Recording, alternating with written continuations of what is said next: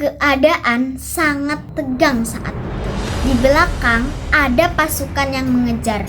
Jumlahnya sangat banyak. Sementara di depannya hanya ada laut yang terbentang luas. Itulah keadaan yang dihadapi Nabi Musa dan kaumnya saat itu.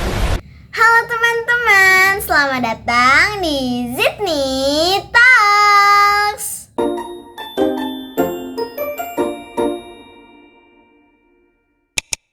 Assalamualaikum, hai, aku Zidni.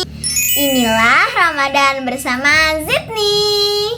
Di channel ini aku bakal bahas, ngobrol, dan cerita tentang hal-hal menarik dan bikin kita penasaran. Kali ini aku bakal membawakan kisah Nabi Musa dan laut yang terbelah. Pada zaman Mesir kuno, ribuan tahun yang lalu berkuasalah seorang raja yang zalim, yaitu Raja Fir'aun. Raja Fir'aun memiliki kekuasaan yang sangat besar. Tapi dia dikenal sebagai raja yang sangat kejam. Bahkan dia mengaku bahwa dirinya adalah Tuhan yang super power. Astagfirullahaladzim. Sungguh sangat sombong sekali Raja Fir'aun. Pada masa itu, kaum Bani Israel diperlakukan dengan sangat tidak adil. Mereka ditindas, dipaksa kerja keras. Bahkan apabila ada bayi laki-laki yang lahir, tidak dibiarkan untuk hidup. Itu karena Raja Fir'aun sangat takut kehilangan kekuasaannya. Karena dia pernah bermimpi ada laki-laki dari kaum Bani Israel yang berhasil menggulingkan kekuasaannya. Lalu Allah mengutus seorang nabi untuk menyelamatkan Bani Israel dari cengkraman kezaliman Raja Fir'aun. Nabi yang diutus adalah Nabi Musa. Nabi Musa kemudian mendatangi Raja Fir'aun dan menyampaikan amar ma'ruf agar Fir'aun beriman, menyembah Allah, dan berhenti menindas kaum Bani Israel. Namun Fir'aun menolak ajaran Nabi Musa.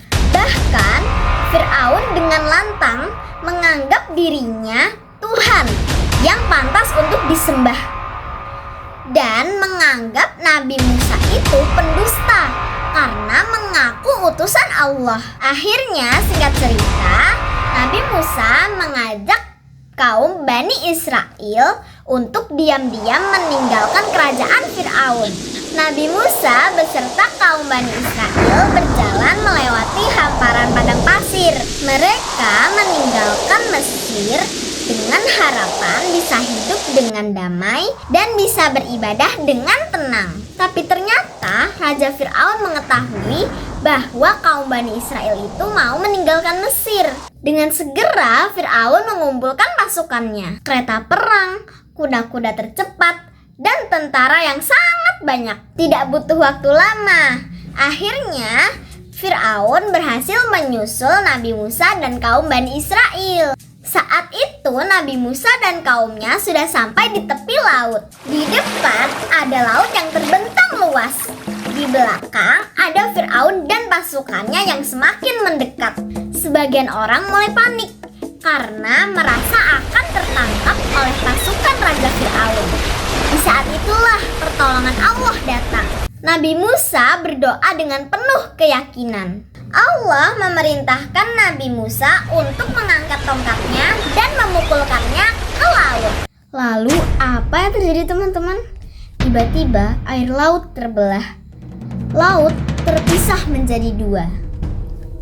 Di tengahnya muncul jalan kering. Nabi Musa dan umatnya berjalan melalui laut yang terpisah tadi.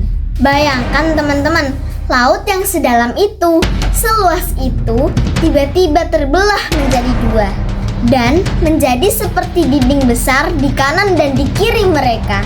Nabi Musa dan kaumnya akhirnya berhasil melewati laut tersebut dengan selamat. Sementara itu, Fir'aun dan pasukannya masih terus mengejar Nabi Musa dan kaumnya. Melihat laut yang terbelah, tanpa pikir panjang, mereka segera ikut masuk ke dalam laut tersebut. Karena mereka tidak mau kehilangan jejak Nabi Musa dan kaumnya. Namun kemudian Allah memerintahkan kepada laut untuk menutup kembali seperti keadaan semula. Air laut pun kembali menyatu dan pasukan Fir'aun pun tenggelam. Demikianlah teman-teman, kisah Nabi Musa ini sangat inspiratif sekali ya. Mengajarkan banyak sekali hikmah yang sangat penting. Dan kisah Nabi Musa dan Fir'aun ini tertuang di Al-Quran. Dari kisah Nabi Musa ini, Allah ingin menunjukkan kekuasaannya, bahwa la haula wala quwata illa billah. Tiada kekuatan selain kekuatan Allah. Kekuasaan Allah tidak terbatas. Raja Fir'aun merasa superpower, sombong, dan merasa dirinya itu pantas menjadi Tuhan.